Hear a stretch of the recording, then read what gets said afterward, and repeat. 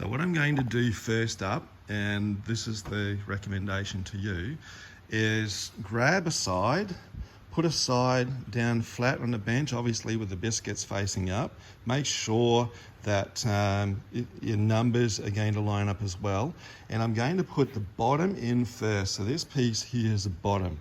And I'm going to apply glue, same process as what I did before. I'm going to put a little bit of glue in each of these slots.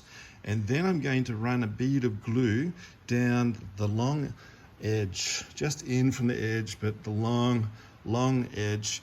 And then I can put this bottom in place. It's going to go around and down. I'm going to put that in place, and then I'll work on the sides. So the next picture will be of the bottom in place and then the sides in place as well.